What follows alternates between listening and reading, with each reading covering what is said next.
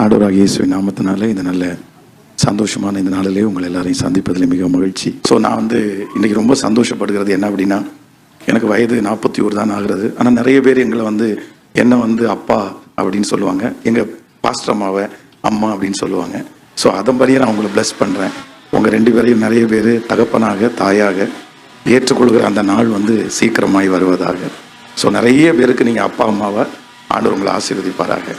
So நிறைய பேர் உங்களை பார்க்கும்போது கல்யாணம் பண்ணிக்க வேண்டாம் அப்படின்னு சொல்கிறவங்க கூட உங்களை பார்க்கும்போது மேரேஜ் பண்ணிக்கணுன்ற ஆசை வர்ற அளவுக்கு ஆண்டவர் உங்களை ஆசீர்வதிப்பாராக. நிறைய பேர் உங்களை பார்க்கும்போது வாழ்ந்தா இவங்கள மாதிரி வாழணும் அப்படின்னு சொல்கிற அளவிற்கு ஆண்டவர் உங்களை 2 பேரையும் ஆசீர்வதிப்பாராக. முதலாவதாக, ஒரு கணவன் மனைவியினுடைய குடும்ப வாழ்க்கையிலே நான் அறிந்து கொண்ட ஒரு பெரிய சத்தியம் என்ன அப்படின்னா, ஒன்று, நீங்களும் நானும் எதுக்கு தாமதம் பண்ணக்கூடாது அப்படின்னா, ஆண்டவருடைய சமூகத்திற்கு போகிறதற்கு தாமதம் பண்ணாதே. அப்படின்னா நம்முடைய நிறைய ப்ராப்ளம்ஸ் வரும். ஆனால் ஒரு குடும்பத்தினுடைய ப்ராப்ளத்தை ஆண்டவரை தவிர வேற யாராலையுமே சரி பண்ணவே முடியாது. ஒருவேளை பெரிய ஆஃபீஸராக இருக்கலாம், அப்பா பெரிய ஆளாக இருக்கலாம், அம்மா பெரிய ஆளாக இருக்கலாம், நிறைய வக்கீல்களை தெரியவங்களா இருக்கலாம், நிறைய பெரிய பெரிய ஆட்களை தெரியறவங்களா இருக்கலாம்.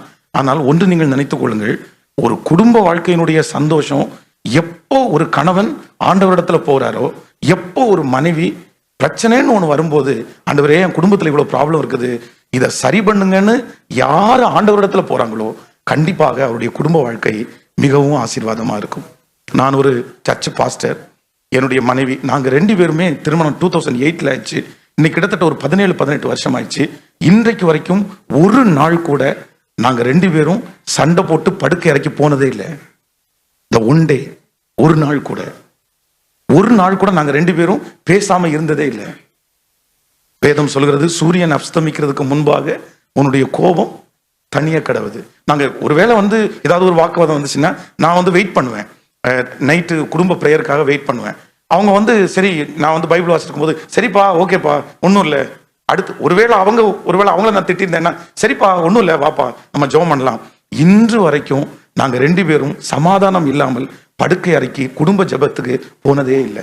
ஆனால் இன்னைக்கு நிறைய பேருடைய வாழ்க்கையை பார்க்கும்போது ரொம்ப கஷ்டமா இருக்குது. ஒரே குடும்பத்தில் பார்த்தீங்கன்னா 2 சமையல் நடக்குது.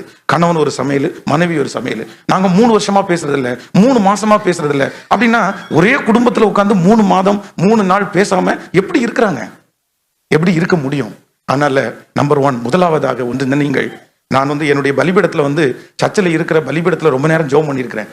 அந்த பலிபீடத்தில் ஆத்துமாக்களுக்காக ஜெபம் பண்ணியிருக்கிறேன், தேவைகளுக்காக ஜெபம் பண்ணியிருக்கிறேன்.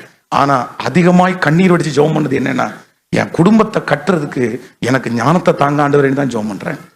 எந்த ஒரு கணவன், எந்த ஒரு மனைவி ஆண்டவரிடத்துல போகலையோ அந்த குடும்பத்தை கட்டுறது அப்படின்றது உண்மையிலே பெரிய கேள்விக்குறிதான். ஈசாக்கை குறித்து வேதம் சொல்லுது, ஈசாக்கு ஃபர்ஸ்ட் டைம் ரெபேக்காள் பார்க்கும்போது எங்க இருந்தார் அப்படின்னா, தியானம் பண்ணிட்டு தான் இருந்தாரு. இன்னைக்கு இந்த மொபைல் எல்லாம் வந்ததுக்கு பிறகு பாத்தீங்க அப்படின்னு சொன்னா, கணவன் ஒரு இடத்துல மொபைல்ல இருக்காங்க, மனைவி மொபைல்ல, எல்லாருமே ஆளுக்கு ஒரு மொபைலை வச்சுட்டு இருக்காங்க. ஆனா அப்படி இல்லாம உங்களுக்கும் மகனுக்கும் மகளுக்கும் நீங்க பெரிய ஊழியத்தை செய்ய போறீங்க. ஆண்டவர் உங்களை ரொம்ப நம்புறாரு. நிறைய போராட்டங்கள் வரும். ஆனா நீங்க சொல்றதை மறக்காதீங்க. எப்பவுமே யார்கிட்டயுமே போகாதீங்க. நீங்க யார்கிட்ட போனாலும் கண்டிப்பாக நீங்க வெட்கப்பட்டு தான் திரும்பி வருவீங்க. இந்த ஜபத்தில் இருக்கவங்க கூட யாராவது ஒருத்தர் வந்திருக்கலாம், உங்க பிள்ளை ப்ராப்ளமா இருக்கலாம், உங்க மகனுக்கு ப்ராப்ளமா இருக்கலாம். நீங்க இன்னொரு நபரை வச்சு பேசாதீங்க. தேர்ட் பர்சனை உள்ள விட்டுட்டீங்கன்னா உங்க குடும்பம் கண்டிப்பா கட்டப்படவே முடியாது. என்னுடைய கண்களால நான் அதை பார்த்துருக்கிறேன். அதனால தயவு செய்து இந்த மிஸ்டேக்கை நீங்க பண்ணாதீங்க. எங்க அப்பா படிக்காதவர், எங்க அம்மா படிக்காதவங்க, 2 பேருமே கிராமத்தில் ஆட்கள். எங்க அப்பா ஒரு brandy shop owner, 2 brandy shop எங்க அப்பா வச்சிருந்தாரு. ஆனா எங்க அக்காவுக்கு கல்யாணம் ஆயிடுச்சு. எங்க அக்கா ரொம்ப அழகா கலரா இருப்பாங்க. எங்க ஊர்ல எங்களுக்கு சொந்த முறை பையன் வரும்போது, அவர் பெரிய பணக்காரர், எங்க அக்காவை பார்த்து பிடிச்சிச்சுன்னு சொன்ன உடனே கல்யாணம் பேசினார். ஐயா, உங்களுக்கு கொடுக்குற அளவுக்கு வரதட்சணை எங்களுக்கு கொடுக்க முடியாதுனாங்க. பரவாயில்ல, இருக்கிறத கொடுங்கன்னு சொல்லி 3 லட்சம் ரூபாய் வரதட்சணை கொடுத்து எங்க அக்காவை கல்யாணம் பண்ணோம். ஃபர்ஸ்ட் டைம் அவங்க கேட்ட ஒண்ணு என்னன்னா, 11 பேர் கூட பிறந்தவங்க, 11 பேருக்கு மோதிரம் வேணும்னு கேட்டாங்க. எங்க வீட்டுல அவ்வளோ கஷ்டம். அதனால இந்த பேப்பர் மாதிரி 11 பேருக்கு மோதிரம் கொடுத்துட்டாங்க. அடுத்த நாள் காலையில எங்க வீட்டினுடைய மூத்த அத்தான் அந்த மோதிரத்தை அப்படியே வீட்டுல தூக்கி விசிறிச்சிட்டாங்க. அன்னையிலிருந்து எங்க அக்காவுக்கு அந்த வீட்டுல ரொம்ப கொடுமையா இருந்துச்சு. எப்ப போனாலும் எங்க அம்மா அப்பா சில நேரத்துல அழுதுதான் வருவாங்க. ஆனா ஒரு நாள் கூட எங்க அக்காவை, நீ வந்துரு நான் பாத்துக்கிறோம், ஏன் இப்படி பிரச்சனை பண்றாங்க, நான் கேட்கிறேன்னு கூட எங்க அம்மா அப்பா ஒரு நாள் கூட சொன்னதில்லை. எப்பவுமே எங்க அக்கா சொல்லும்போது சொல்லுவாங்க, ப்ரேயர் பண்ணுப்பா, ஆண்டவர் தானே இந்த வாழ்க்கையை கொடுத்துருக்கிறாரு, நீ கொஞ்சம் பொறுமையா இரு, ஆண்டவர் கண்டிப்பா செய்வாரு. இன்னைக்கு பாத்தீங்கன்னா ஒரு பையன் டாக்டர், ஒரு பையன் இன்ஜினியர், அவங்க 2 பேருமே வளர்ந்துட்டாங்க, கல்யாண வயசு வந்துட்டாங்க. நம்பர் 1, எந்த ஒரு சூழ்நிலை வந்தாலும் எங்க போங்க அப்படின்னா தீர்வு எங்க தெரியுமா? கர்த்தர் இடத்துல தான், ஆண்டவர் இடத்துல தான். ஆண்டவர் சரி பண்ண முடியாதுன்னு பிரச்சனை எதுவுமே கிடையாது. ஆண்டவர் சமாதானப்படுத்த முடியாத பிரச்சனைன்னு எதுவுமே கிடையாது, எதுவுமே கிடையாது. காலையில 5 o'clockல இருந்து 12 o'clock வரைக்கும் ஒரு ஃபேமிலிக்கு உபதேசம் சொன்னேன். பிரச்சனை பண்ணாதீங்க, ஒன்னா வாழுங்கன்னு. 12 மணிக்கு அந்த சிஸ்டர் சொன்னாங்க, இல்ல நான் எதுக்கும் எங்க அப்பா வீட்டுக்கு போயிட்டு 3 மாசம் தாண்டி வரேன்னு சொன்னாங்க. அடுத்த ஒரு ஃபேமிலியில பிரச்சனைன்னு வரும்போது 2 பேரும் சர்ச்சுக்கு வாங்கன்னு சொன்னேன், வந்தாங்க. பலிபீடத்துல போய் கொஞ்சம் ஜெபம் பண்ணிட்டு வாங்கன்னு சொன்னேன். ஒரே ஒரு காரியம் மட்டும் தான் சொன்னேன், 2 பேரும் ஒருத்தருடைய சத்தம் ஒருத்தருக்கு கேட்கிற மாதிரி ஜெபம் பண்ணுங்கன்னு சொன்னேன். 2 பேரும் சத்தம் போட்டோன்னு சிஸ்டர் அழுதாங்க. அழுது ஜெபம் பண்ணும்போது இவருக்கு மனசு இறங்கிருச்சு. 2 பேரும் வந்தாங்க, இப்ப பிரிஞ்சிடலாமான்னு கேட்டேன். ஐயோ பாஸ்டர் அப்படின்னாங்க. 2 பேரும் கையை கொடுங்க அப்படின்னாங்க. உடனே 2 பேரும் பாத்தீங்கன்னா இந்த விரலுடைய நுனியை தொட்டாங்க. நான் சொன்னேன், நீங்க வந்து கல்யாணம் பண்ற அன்னைக்கு விரல் நுனியை தொட்டீங்களா, நல்லா பிடிச்சிங்களான்னு கேட்டேன். இல்ல நல்லா தான் பிடிச்சோம் அப்படின்னு. சரி பிரியறதுன்னு ஆகி போச்சு, கடைசியா ஒரு டைம் கையை பிடிச்சிட்டு விட வேண்டியதானே அப்படின்னு. 2 பேரும் அப்படியே கொஞ்சம் கொஞ்சமா கையை ஹோல்ட் பண்ணாங்க. அவங்க கை மேல என் கையை வச்சு, எத்தனையோ நன்மை செஞ்சீங்க ஆண்டவரே, இவங்க 2 பேரும் வாழ மாட்டாங்கன்னு எத்தனையோ பேர் சொன்னாங்க, ஆனா இன்னைக்கு வரைக்கும் வாழ வச்சு இந்த பிள்ளைகளுக்கு இத்தனை குழந்தைங்களை கொடுத்தீங்களே, இவங்க வாழணும்னு ஜெபம் பண்ணும்போது 2 பேரும் கண்ணீர் விட்டு அழுதாங்க. அவங்க 2 பேரும் இன்னைக்கு குடும்பமா சர்ச்சில் சாட்சியா இருக்காங்க. அதனால நம்முடைய பிரச்சனைக்கு தீர்வு யார் அப்படின்னா கர்த்தர் தாங்க தீர்வு. ஸோ நம்பர் 2, இரண்டாவதாக ஒரு ஃபேமிலி லைஃப்ல நம்ம கற்றுக்க வேண்டிய 2வது பைபிள் உள்ள பாடம் என்னன்னா, ஒப்புரவாகிறதற்கு தாமதியாதே, ஒப்புரவாகிறதற்கு தாமதியாதே. பாருங்க, சிலர்லாம் சொல்றாங்க, சிலர் வந்து பிரச்சனை அப்படின்னு சொன்னா அவ்வளவு சீக்கிரமா போய் ஒப்புரவாகவே மாட்டாங்க. ஆண்டவர் என்ன சொல்றாரு அப்படின்னா, உனக்கு விரோதமாய் எழும்பின உன்னுடைய சத்ரு வழியிலே இருக்கும்போது அவனோடு நல்மனம் பொருந்து. அப்படின்னா சண்டை போட்டு வீட்டுக்கு போறதுக்குள்ளேயே ஒப்புரவாயிருப்பா. முன்பு ஆலயத்துக்கு வர்ற நீங்க வந்து காணிக்கையை செலுத்துறதுக்கு முன்னாடி, காணிக்கை பெட்டிக்கு முன்னாடி உன் காணிக்கை வச்சுட்டு போய் முதல்ல ஒப்புரவாகி பின்பு வந்து காணிக்கையை செலுத்து. அப்போ ஆண்டவர் எந்த ஊழியத்தை விரும்புறாரு அப்படின்னா ஒப்புரவாகிற ஊழியத்தை விரும்புறாரு. இங்க யாரு தப்பு இல்லாதவங்க இருக்கிறாங்க? யாரு தவறு செய்யல? யாரு மிஸ்டேக் பண்ணல? நம்ம யாரை குற்றப்படுத்த முடியும்? எல்லாருடைய வாழ்க்கையிலும் மிஸ்டேக் இருக்குது. ஆனா எந்த கணவன் ஃபர்ஸ்ட் போய் சாரிப்பா, எந்த மனைவி ஃபர்ஸ்ட் போய் சாரின்னு கேட்கிறாங்களோ அவங்க தாங்க பெஸ்ட்.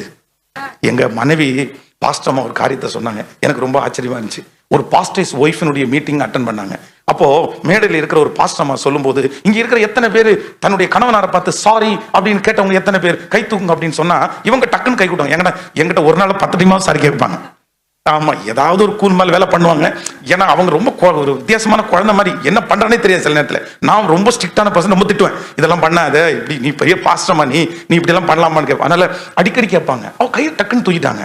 திரும்பி பார்த்தா அவ்வளவு பெரிய கிரௌட்ல 3 பேர் மட்டும்தான் சாரின்ற வார்த்தை கேட்டேன்னு கை தூக்கியிருக்காங்க. எனக்கு ரொம்ப கஷ்டமாயிருச்சு.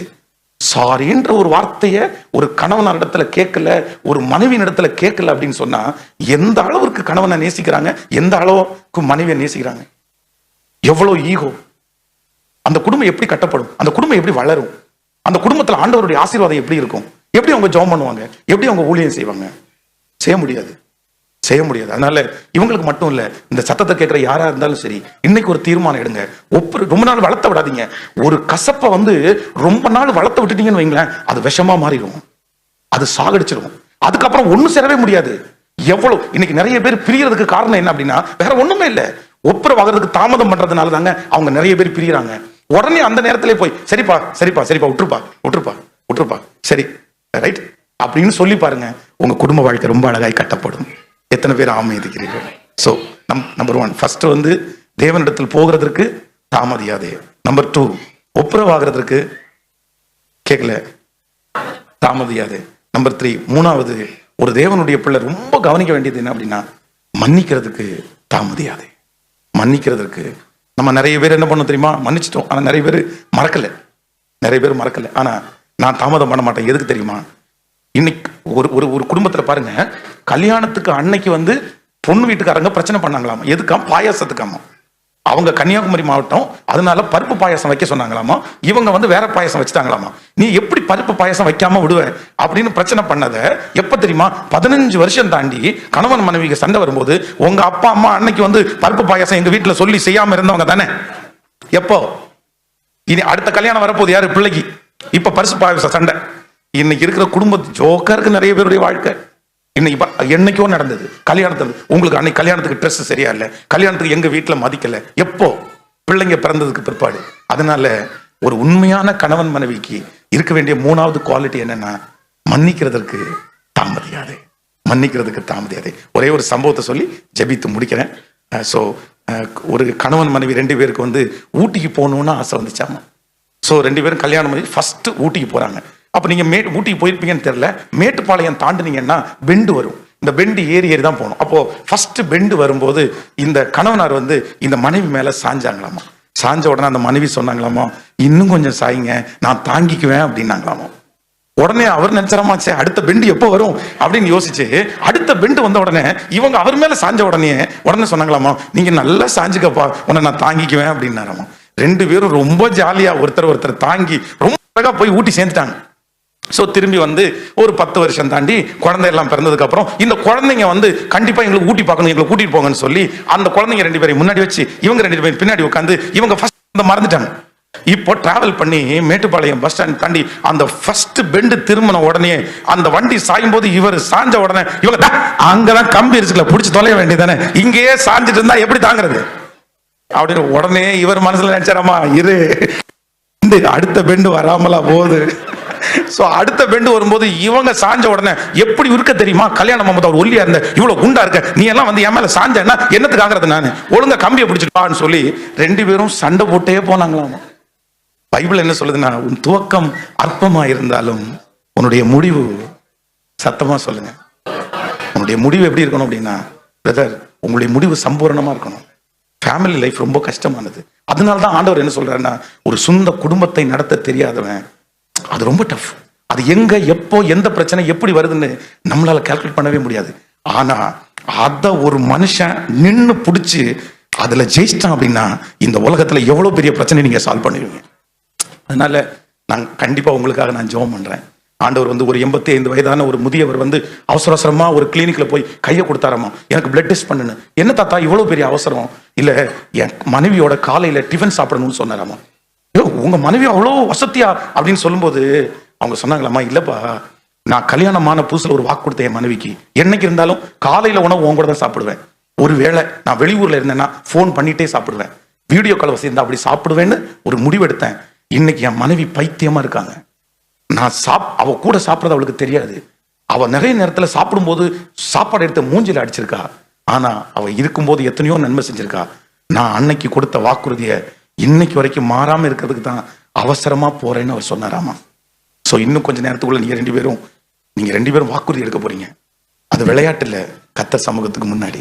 அதனால ஆண்டவர் உங்களுக்கு நிறைவேற்றுவதற்கு கர்த்தர் பலன் தருவார். நன்றி ஆண்டவரே, உம்முடைய பிள்ளைகளை மனதார நாங்கள் ஆசீர்வதிக்கிறோம். உன் ஆத்துமா வாழ்வது போல நீ எல்லாவற்றிலும் வாழ்ந்து சுகமா இருப்பாயாக.